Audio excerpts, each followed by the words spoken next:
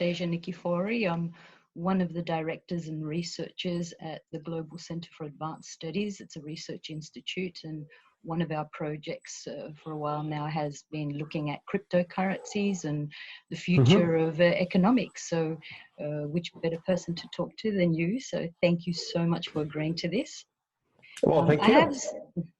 We are living in quite exciting times, I think, to a large extent. Do you agree with that, or do you think there's a lot more? Absolutely. Yeah, it's a very interesting time. Technology is advancing at a frenetic pace, and so many things are changing around us. And I think cryptocurrency is one of the most interesting topics in our time, and that's why I've become fascinated by it. No, most definitely. I was going shopping the other day and I actually saw them advertising Bitcoin in the supermarket here in Sydney, Australia. So I was like, okay, this is definitely real. This is definitely coming, to our back door. So it's quite a, I mean, you don't know what to make of it. On the one hand, you're quite ecstatic, and the other hand, you're a bit nervous. But so what do you envision of global economies in the next 10 years? Well, I think one of the interesting things that's happened is that, increasingly we've become very, very globalized due to the internet, and not just the kind of very large multinational corporation globalization, which has been very advantageous to multinationals, but globalization for the individual, the ability to communicate with anybody in the world, and that's really brought our whole planet closer together. And yet, when it comes to financial services, banking, finance, and money, we still operate very much under 19th century thinking in these isolated islands of economic exclusion with barriers and protectionism and borders. And, if anything, with the advent of the internet, instead of these things going away and us coming closer together in terms of commerce and trade and finance, quite the opposite is happening. So now money is being used to wage geopolitical warfare. And as a result, whole countries get cut off the financial system. And so what's interesting with cryptocurrencies is that it provides an alternative choice. It's not a system you have to use. It's a completely voluntary system that provides an alternative choice for people everywhere in the world to participate in an economy that is truly global, without any borders at all. It is the native currency of the internet. It's the native payment system of the internet. It's secure. In many ways, it's much more private and much less subject to surveillance than our existing payment systems. It gives the individual enormous amount of freedom and self-determination, and it serves the primary role of trade and commerce and interaction between peoples rather than being used as a geopolitical tool. Okay. No, I agree with you there to a certain extent.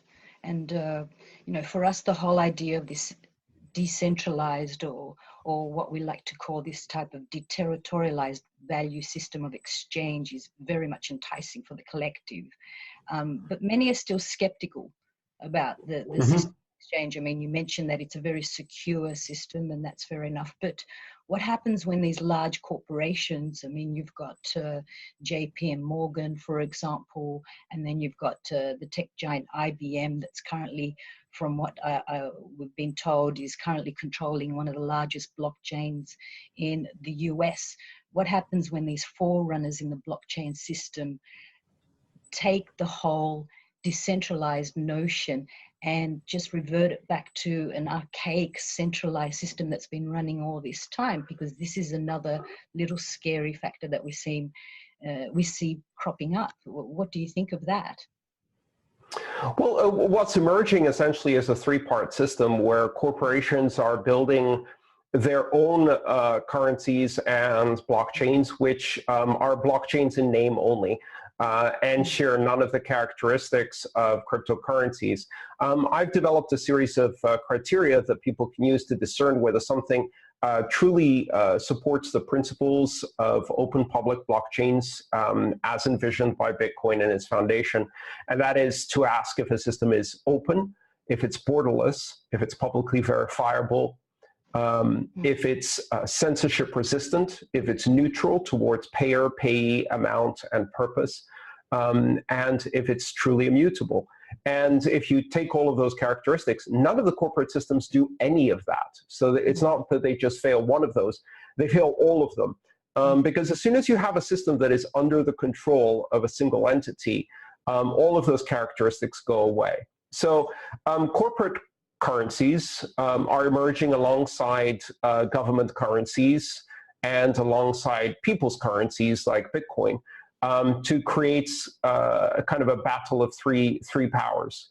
And what's really interesting is in a voluntary system where you can choose which one to use, then your choice becomes critical, because if you choose to use the system that represents Facebook surveillance, or if you choose to use the system that represents Chinese government surveillance or Australian government surveillance and control, then you lose certain freedoms that you could get by choosing a system that truly isn't under the control of any corporation or organization, but is determined by rules that cannot be changed unless there's an overwhelming majority. So that's the emerging world we're going into. And in that, the other thing that's playing very strongly is the fact that cash is being deliberately eradicated by governments around the world in order to remove one of the predominant choices. You know, we talk today about decentralized peer-to-peer currencies. And of course, the first decentralized peer-to-peer currency that has existed for 5,000 or 6,000 years is cash, in the form of metal coinage and other forms of representational tokens, has been the original peer-to-peer, completely anonymous, bearer instruments that operated for thousands of years very effectively and gave people a lot of freedom of trade. So it's not a new idea. In fact, we're reverting back to a more pure form. We're just kind of giving it internet wings now, so it's even more powerful than the original form. So yes, governments are going to do their government surveillance and control things. And they're going to create increasingly fragile systems that are not particularly healthy for democracy. And corporations are going to do their centralizing, and open public cryptocurrencies are going to remain open and public. You have to make the right choice. We all have to make the right choice individually as to what we want to use.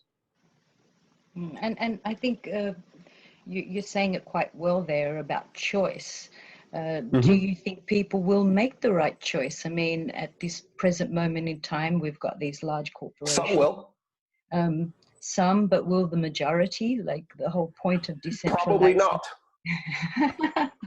I think I agree with you. I think I agree with you.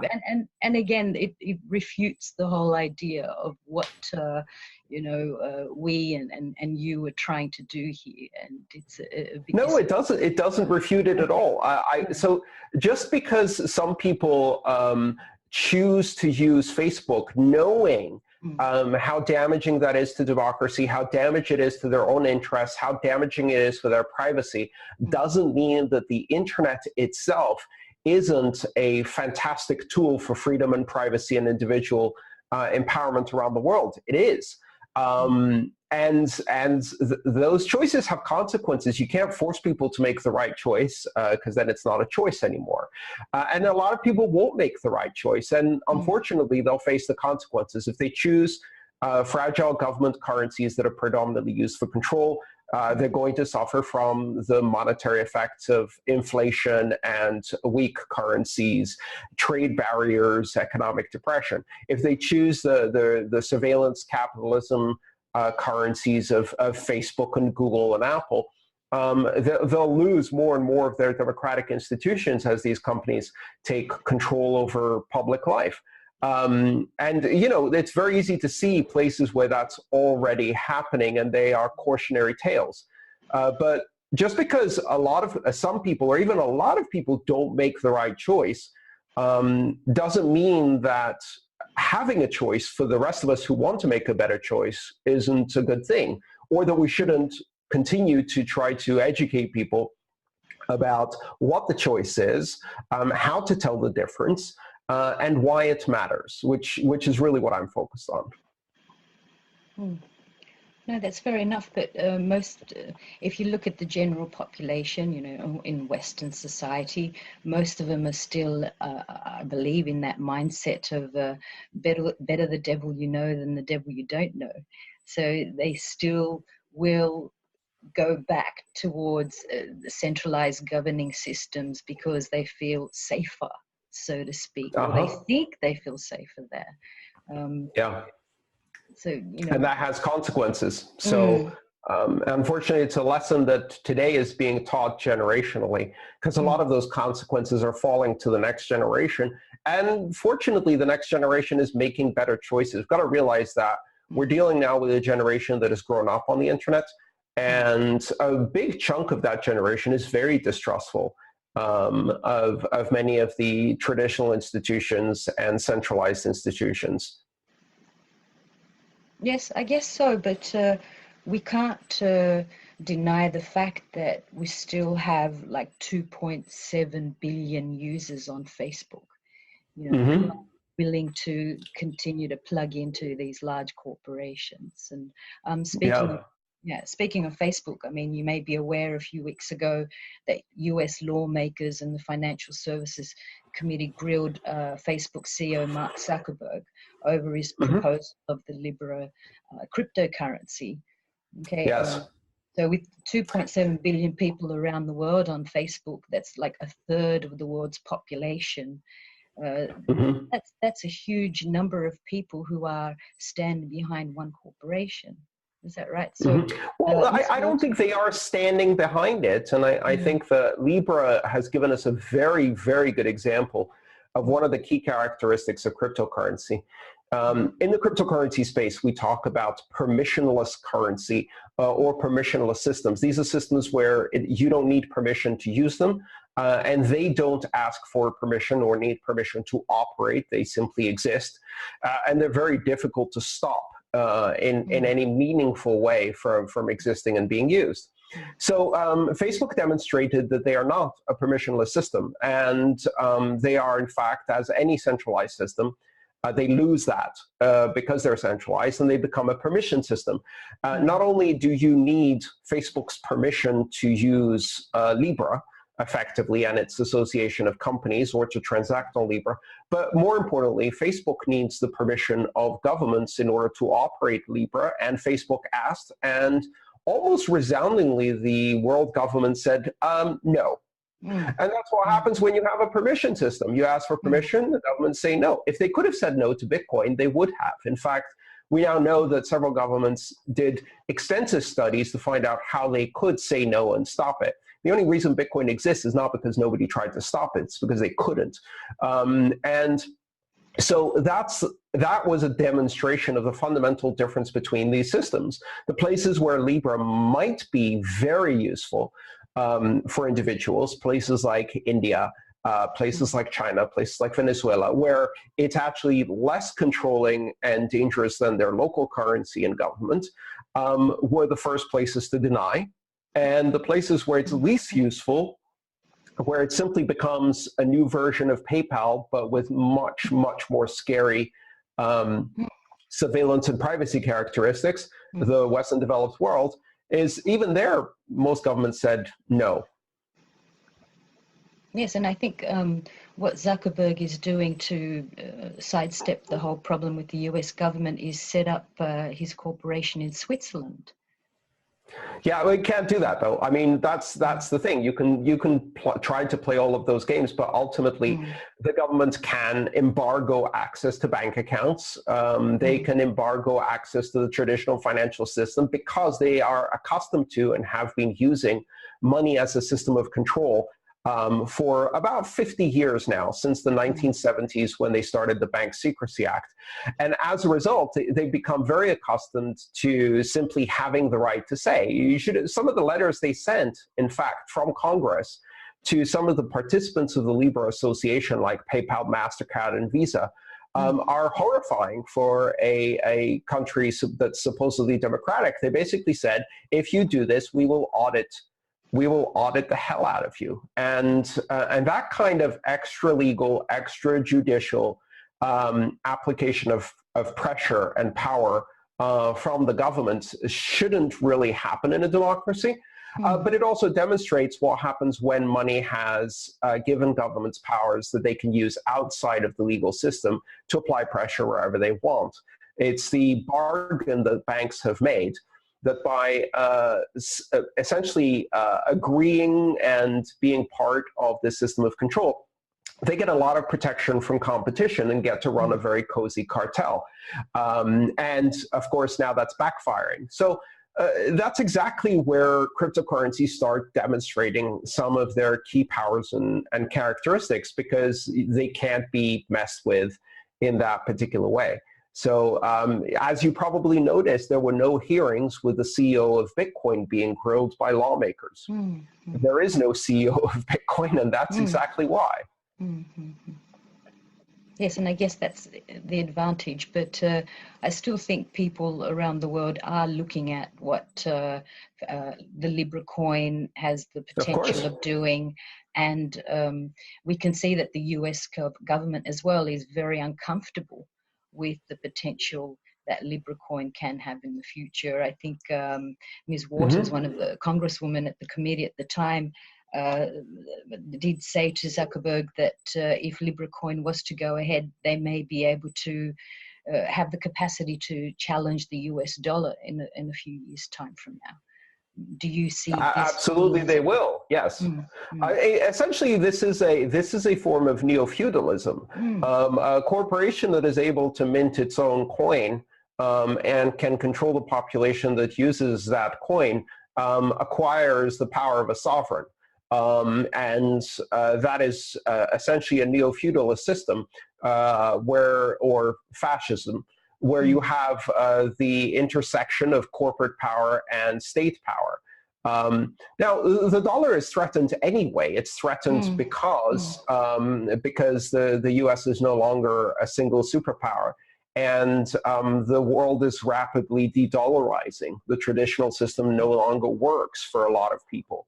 But yeah, Libra would be a threat to the US dollar, as is Bitcoin and other cryptocurrencies. We are emerging into a world of multiple choices. The idea of having 194 nation-state-based currencies that compete with strict rules of demarcation, according to international treaties, in a cozy system of monopolies, will appear to us about as ridiculous as having airlines that have the national flag on their tail, the so-called flag carriers of the 1970s, where every country had one airline, and the only airline that could fly into that airport was that airline. You know, I remember if you wanted to travel to France, you had to take Air France. That was it. It was a fragile, corrupt, broken system, a cartel that created enormous costs for consumers and gave people very little choice. And it appears ridiculous to most people today. That's exactly what's going to happen with currencies. We're not going to go to a world where we have to choose Libra or US dollar. We're going to a world where we will have access to hundreds, perhaps thousands of different currencies that are all going to be available for anyone to choose anywhere in the world without providing ID, without registering an account, without presenting their worthiness to some authority that they didn't vote for, or anything like that. They will simply use software, and that software will be freely available on every device, as it is almost all today. And the simple choice of running software will allow them to join a world economy instantaneously. That's the future we're going to, and it will be a future of abundant choice. And of course, the existing monopolies, both the national monopolies and the corporate monopolies that are emerging in currency, are going to suffer when there's so much choice, because now they have to compete on the merits of that service. Money, at the end of the day, is a language, but it's also a product. And as a product, it has a price. It has value, it has utility, and when it faces competition, it is replaced. So the way that national currencies have managed to avoid competition is through trade barriers and monopolies. They've now lost that. That ended on January 3rd, 2009, with the emergence of the first block of Bitcoin. It's going to take probably decades before that is truly felt around the world. But there's no going back. I mean, we're definitely heading in that direction. The monopolies of currency are over. And this is great news to hear, really, isn't it? If it's great implemented, news to consumers. if it's implemented in the long run. Sorry. I mean, if it is implemented, if it's possible to implement it, because right now what we're seeing is that we do have large corporations and we do have governments constantly trying to step in and crush any form of decentralization that becomes a huge threat, you know. So, and people are still not entirely sure which way to go. So I don't know, how long do you think it will take before this will, come into effect? Well, it's not something that happens all at once, and it's not something that happens everywhere equally. I can tell you that in many countries now, Bitcoin is giving people choices they didn't have before to escape currency controls of dictators, to fund opposition parties and dissident parties, to protect their own privacy, as in the Hong Kong demonstrators and the demonstrators in Venezuela and the demonstrators in Chile, and the people who are under currency controls in Argentina, et cetera, et cetera. And gradually, we're going to see these things happen everywhere. Just because it's early days doesn't mean it's not already being felt in some places.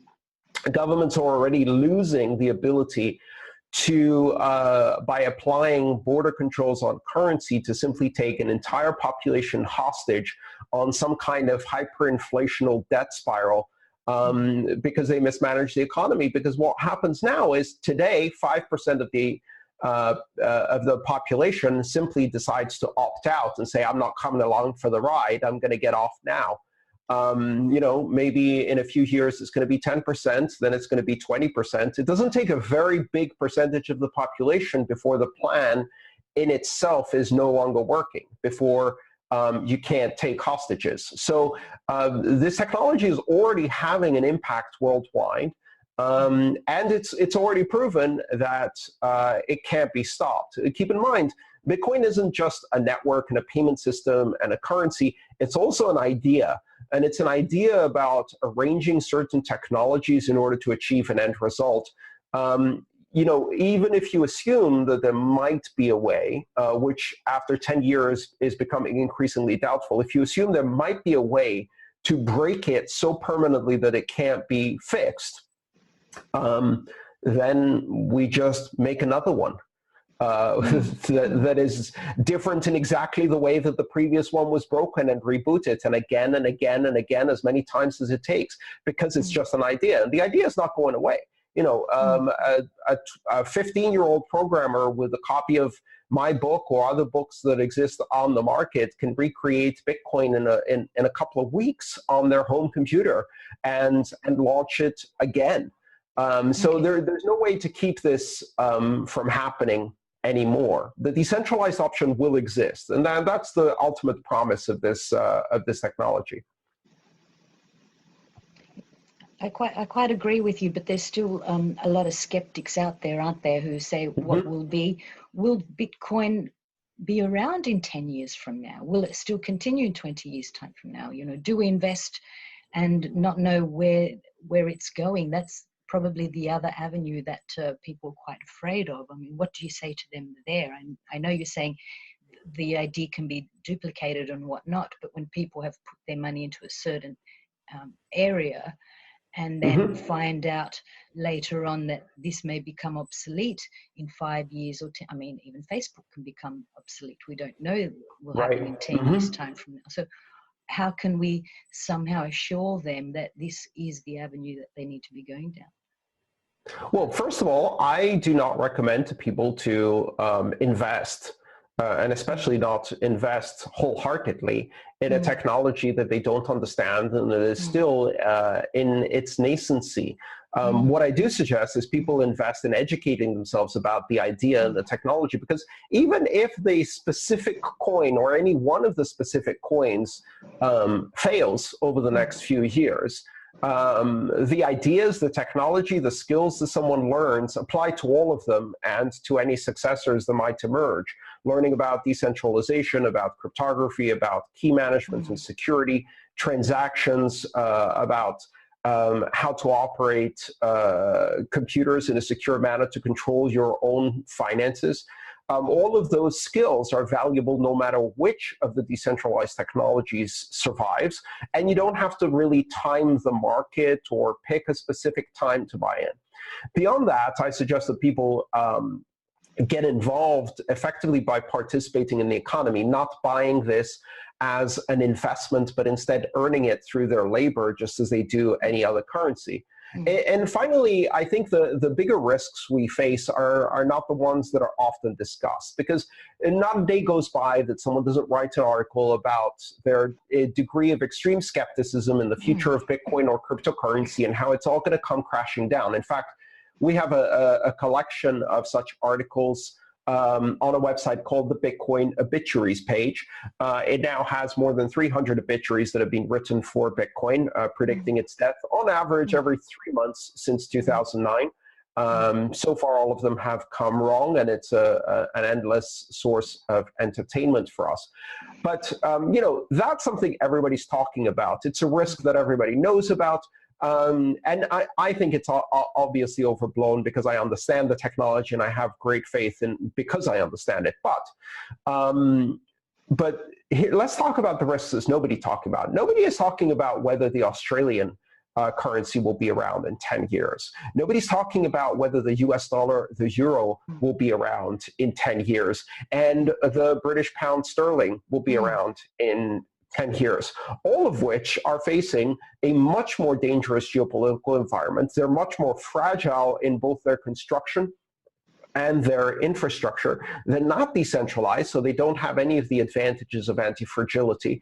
And when people are invested in those, they are invested in those wholesale. 100% of all of their assets, net worth, and future income are denominated in that currency. Now that is not just risky, that's downright foolish.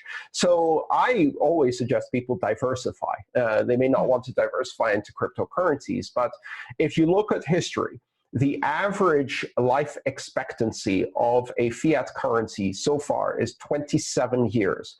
Only about a dozen currencies have managed to live longer than that without succumbing to very, very high inflation or some other economic collapse that causes them to be replaced. You know, you have the peso, then it's the nuevo peso, then it's the nuevo peso, then it's the nuevo real peso. And that has happened on every continent in both developed and developing countries, and at alarming frequency. So if your currency that represents 1% of the world economy is still around, golly for you. But if you look at the history, the stats don't really look very promising. So I wouldn't be so worried about cryptocurrency. Most people who are involved in it have gotten involved on the basis of disposable income or a diversification of their income. Nobody lives 100% everything all in on Bitcoin, not even I.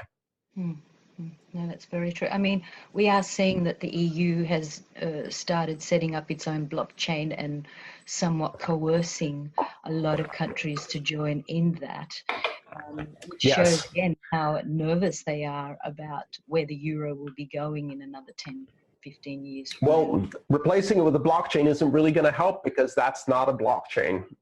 So again, let's review the criteria. Is it open, publicly verifiable, auditable, neutral, censorship resistant, immutable, and borderless? No, no, no, no, no, and no. And therefore, it's not a blockchain. It's a centralized database. Now, we already have digital currency that operates on centralized databases. In fact, every currency in the world today, every national currency we have in the world, 92% of the money that is in the economy is in the form of numbers inside private databases and spreadsheets that are owned by banks and central banks and governments. So the currencies we have today are 92% digital, 8% physical cash. I would call something that's 92% digital, I'd call it a digital currency. They are centralized database digital currencies. And what they're doing is they're taking that same idea and they're recreating it with a slightly different centralized database digital currency. That's not innovation. What that is whitewashing. That's basically putting lipstick on a pig and calling it a prima donna. And it's not. So again, this is the importance of education here. We need to give people the critical thinking tools to be able to ask the right questions. And, you know, sometimes all that takes is a t-shirt. You know, I produce t-shirts that say, is it public, open, borderless, neutral, censorship resistant, immutable, and because these are the things that matter. Otherwise, all of the rest is just a name. But that one particular measure, borderless, is a very controversial term in this day and age, like we saw with the Hong Kong riots, right? A lot of people don't believe that we'll ever have a borderless planet, so to speak. We're just being I don't believe we have a bordered planet. You know, if you look at the history of humanity, you know, who's winning, borderless or bordered? Well, borders keep shifting and changing, don't they? Yeah. First of all, for 4.5 million years that humanity has existed on this planet, the percentage of time that we've had borders is very, very short. Really, borders have only existed for maybe the past 2.5, 3,000 years. Out of that time, those borders have been as fluid as can be. You know, 100 years ago, right bang in the middle of Europe was the very, very popular, very, very powerful, and seemingly eternal Austro-Hungarian Empire. Where is that now? You know, so to me, I think it's funny that people would be so attached to something that is both so abstract, has such little basis in reality, and is a relatively new concept. So, you know, even in countries that very recently were penal colonies, not countries. So, you know, anywhere in the world, it's easier to talk about borders when you're surrounded by water, but even that isn't really a very strong concept. So borderless is the way humanity has always existed. And I would say the internet has made us think in borderless ways. It's blurred the differences between cultures and languages, even religions and political systems. People now speak with a common global language. I'm not talking about English. I'm talking about people sharing concepts and ideas and cultural precepts all around the world. And what that's doing is it's changing humanity for the first time. So the idea that in all of this, money is somehow going to be stuck in this pre-internet era of being defined purely by national borders, that's insane, quite honestly. It doesn't have any basis in reality. And I agree with you, but again, I don't know if the majority... Lots of governments won't. Yeah. And that brings me to the next question. Like, a lot of people still feel like, how do we stop the bad actors? You know, those echelons in society who want to take advantage of the decentralized system. And how do we distinguish them? How do we know when we are not on the right path? Well, the way we do that is by giving the good actors the most amount of power through the same decentralized tools. If you have a dictator that is evading sanctions using cryptocurrency, you give the dictator's people cryptocurrency so they can evade the dictator. If you've got a narco cartel that is terrorizing a city, and using cryptocurrency to fund its operation, you give the citizens of that city, the farmers in that city, cryptocurrency to grow crops that are not under the thumb of the narco cartel. The idea that we can stop evil by giving the power to a very small number of people to have complete surveillance and control over populations is both naive, impossible, and in all of its side effects, incredibly dangerous. So the idea that we just vest a few wise people with the ability to surveil and control everyone and they will stop the bad people, no, they won't. What will happen is, in fact, the bad people will be very, very attracted to that particular position of power and will move in to occupy it very soon. And then they will have the power of surveillance and control. As they say, give a man a gun and they can rob a bank. Give the man a bank license and they can rob the world. So what happens when you license bankers to have the ability to surveil and control others? It's the bankers that become the most dangerous criminals. When you give governments the ability to surveil and control their populations, China being a great example right now, but Australia following very, very closely on that fascist ideal. What do? They put 2 million people into concentration camps, and that could be the concentration camps of the Uyghur citizens in northern China, or it could be the concentration camps in Papua New Guinea that the Australian government is running. Take your pick. These things are happening, and I'm not being a nationalist here. We have our own concentration camps on the Arizona and Texas border where we cage children. Putting people in power and giving them control over others is the most dangerous thing. That's what gives people who are evil the ability to take that evil and run it at scale. So if we have a very powerful technology, the way we protect ourselves from evil people using it is accepting that they will, and then giving as much of that technology and power to good people who are the majority and who will use it not only to build a better future for their children, but also to give themselves power against the evil people who are using or misusing the technology. That's how it's always been with technology, especially with currency. At this point, the cat's out of the bag. There is no question about it. We will have decentralized money. Governments can decide to exclude their own citizens from this future. They won't stop the people who are criminals because the criminals won't pay attention to that law. The money laundering law is probably the least serious law they're breaking, even though governments try to make that the biggest penalty. But that's not the real evil they're doing. It's just a side effect of them doing business, and they'll continue to do that.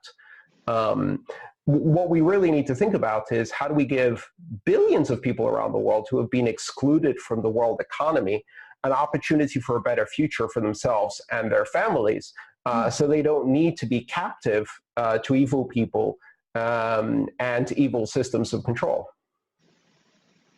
No, and I quite agree with you. And just to backtrack a little bit, I think as far as Australia is concerned, they're somewhat handcuffed to the Chinese economy and the Chinese government at this present moment in time. So they'll have to follow the leader, so to speak. And that scares a lot of Australian citizens as well, because again, they're not able to exercise their own democratic rights to do as what they think is best in an altruistic sense, so to speak. Yeah.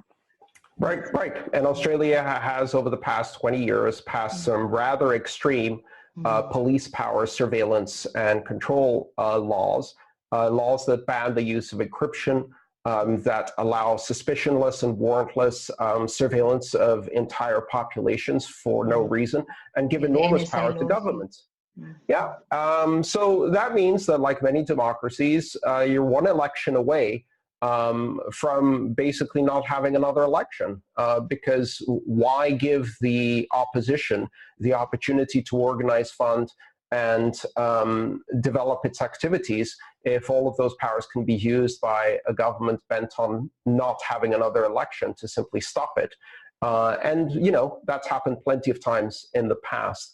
It's surprising to me, as someone who grew up as the first generation after the World War, with my parents living under Nazi occupation in Greece, to watch the world forget the basic precepts of classical liberalism that are you do not give too much power to governments because they abuse it, and that you don't allow fear to drive the process of giving too much power to government. And yet, here we are. It's very true. I mean, I'm not sure how familiar you are with Australian politics, but whether we have an election or not, it doesn't really seem to matter. They have so much internal conflict. They change their prime ministers every year to 6 months on their own, and no one even asks us if we want to vote for the particular person they put into power. So again, we're just seeing this breakdown of this centralized fascist regime to a large extent. It's the only way you call it when we're not even... Well, we see that. Yeah, I mean, we have the same problem here in America. I'm a recent immigrant to the United States, and I've experienced this in Europe too. Eventually, you end up picking between the pro-war, pro-cooperation, pro-big business, pro-control and pro-surveillance party, and the other party, which is, a pro-war, pro-large corporation, pro-surveillance, pro-control party. Show me the anti-war party, the multinational, the anti-surveillance party, and then I'll believe you have a democracy. Exactly. So do you see governments themselves becoming obsolete in, I don't know, a few generations from now? I think primarily the real issue here is that governments as institutions that delivered enormous freedom and independence to societies around the world, as traditional institutions that are based on hierarchy and representational voting and things like that, are effectively obsolete because they can no longer scale to solve the problems that we face as a planet. So then what do we replace them with? And I think gradually what we're going to see is an emerging consensus around smaller devolutionary movements that keep power local, where decisions are made through direct democracy and participatory democracy rather than representative democracy, where the decisions are made much closer to the source of the problems, and you have the ability through networking and through collaboration over the internet to emerge a global consensus on big problems. I think that's the future because it scales better. And, you know, governments are not going to go away because they're forced to go away. They're simply going to wither because they continuously fail to solve problems. After all, they only exist because they have the consent of the governed, because they're perceived to give some solution to problems. Once people see better solutions, they will implement them. Now, the good news is that there's vast parts of the world where they've never had good government, so they don't know what they're losing. And therefore, they can do a classic technology leapfrog and just go straight to the kind of network to direct and localize democracy that is enabled by you know, the modern era of communications.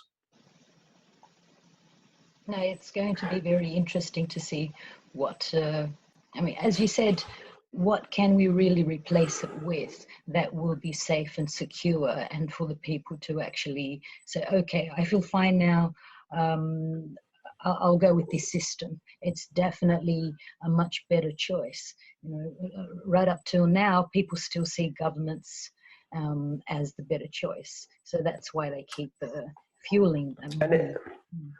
And it's not one system. I think that's the other interesting thing that's happening. It doesn't have to be one system that fits everybody's needs, because that's not a good idea. Quite the opposite. It's going to be a plethora of choices that are available to everyone. And one of the characteristics we have in cryptocurrency, which is really interesting, and you could read it in the white paper, Bitcoin's original white paper, is this idea that any participant in the network can join or leave at any time, and come back later and still rejoin consensus and be aware of what's happened, and be able to determine the truth of what's happened from the blockchain without having to be constantly connected to it. The ability to leave at any time and rejoin later without losing anything is a very powerful concept. And it applies to a lot more than money systems. But what it means is that your choice to use one of these systems does not preclude all of the other choices that you could make, and does not stop you from changing your mind at any time.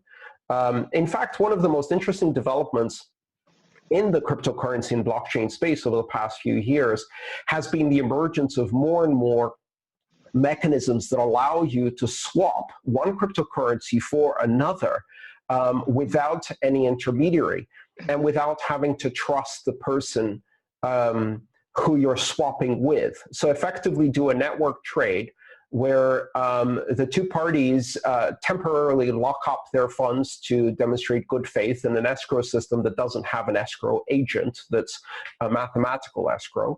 And then once the agreement has been achieved, they swap and can each access the other person's currency without the ability of either person to cheat or hold the other party hostage. It's called an atomic swap. It's a tantalizingly simple idea, but with profound implications.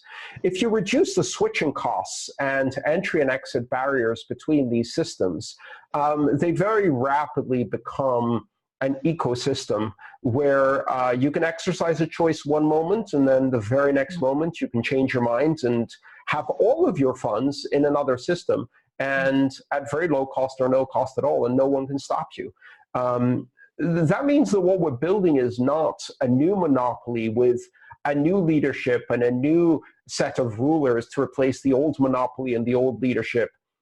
What we're building here is open systems without rulers, but with very strict rules that ensure fairness and that enable us to operate without having to trust anyone, and to operate in a way that is very transparent and also very flexible. And I think that's an exciting opportunity. You know, the power of math to do that is one of the great emerging ideas that obviously predates Bitcoin and goes back to the late 60s and early 70s with the emergence of the cypherpunk movement and the first social applications of cryptography.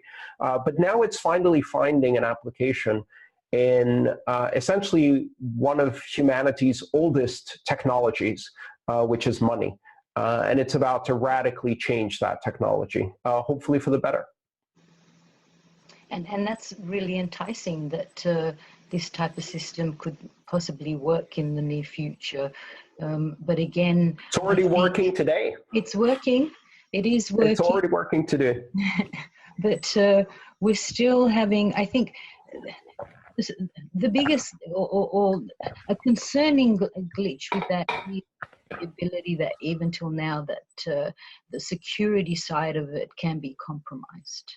I mean, we have seen in the past few years that cryptos can be duplicated. They can be moved around without people being aware for months. So, you know, this is still a small part that needs to be addressed or looked into. Well, yeah, let's look into that. So what we've seen over the past several years is that when people build centralized and custodial systems on top of cryptocurrencies, those are extremely dangerous and have very weak security. So far, no one has ever been able to hack the Bitcoin blockchain or many of the other blockchains themselves. What they're able to do is, if 100,000 people give up control of their own cryptographic keys and they park their money at a custodial institutional exchange, which basically is a bank that is operating with crypto, and that bank takes the keys of 100,000 users and the money of 100,000 users and stores them in a central location, they have to implement 100,000 times better security because they've built a honeypot. And 100,000 times better security doesn't exist. The entire security of the system depends on decentralization. It depends on having control over funds kept with the individuals. Just like if I wanted to rob all of the cash that every Australian has, I have to walk up to them in the street and grab each and every wallet because that money is all over the place. And it's much easier to wait until they put that money in a bank and then rob one vault and get it all. But with cryptocurrency, there's no need to actually put it in a bank. That's the wrong way of using it. So what we've seen is a number of hacks and attacks against centralized institutions that have emerged around crypto that are trying to persuade their users to operate business as usual, which is trust us, we'll hold your money. And if we know anything about that, the entire financial system is based on the fact that anytime someone says, trust us, we'll hold your money, you need 17 layers of oversight because they tend to run away with the money. We don't do that in crypto. We do trust no one, I'll hold my own money. And if you're holding your own money, yes, computers can get hacked. Yes, your personal computer can get hacked. And if you do the right things, like using specialized devices that are super secure, the chances of that happening are very, very low. Now, we have to make those technologies easier to use so that people can take self-custody and hold money securely. But that's no different than the enormous technological leaps that it took for everybody in the world to be able to use email or to do online shopping or to use a portable smart computer in their pocket, et cetera, et cetera. This is something that the technology industry has achieved again and again. The difference is we're doing it in a massively global and decentralized way now. Bitcoin has never been duplicated or stolen from the Bitcoin blockchain. It is impossible to forge a Bitcoin or counterfeit a Bitcoin, and that has never happened. Millions of people have securely kept their Bitcoin, much more securely, in fact, than if they had stored it in a bank. And in many countries in the world, the banks themselves are basically run by criminals. So they're very thinly disguised organized crime syndicates. And so, in many countries, people don't trust the banks, and they have very good reason not to trust them, in fact, in most. So this is a system that is vastly more secure. Despite what you'll read in the news, these systems have not been hacked. Only companies around them have been hacked. Companies around here. And I think cybersecurity measures in the future will definitely have to change the way they do things if they're going to cater for something like this. Well, for the most part, what we need to do is make sure that we don't concentrate power, control, and funds in one location. Centralization is the weak spot here. No amount of cybersecurity is going to change the fact that if you concentrate the wealth of 100,000 people, you have to do 100,000 times better at security than each of the users or customers would have to do for themselves. So it's a lot easier for an individual to apply a level of security that protects them against any attack than it is for a centralized institution to do so at scale. We have to stop giving control of our money to other people. That's the thing that has to change. We can't expect them to get better at this. They won't. And the reason they won't is because it's an asymmetric risk. We have to keep control ourselves. And I think it goes back to what you're saying, that people have to be educated on what their abilities are and what their true options are and what's best for them in the long run. So that's probably... I believe in using very simple, succinct slogans, memes, perhaps, to explain these fundamental principles. One of the such memes that has become very popular that I coined and that I do produce on t-shirts because it says everything you need to know about cryptocurrency security is your keys, your coins. Not your keys, not your coins. It's a very simple rule of thumb. Who has the keys? They are the owner. If you give control, and the keys are held by an exchange, a bank, a third party, an institution. They control the coins. And that means you don't owe them. You have an IOU, a hope that they'll give them back to you. If you control your own keys, they are your coins. So that's the simple rule of thumb.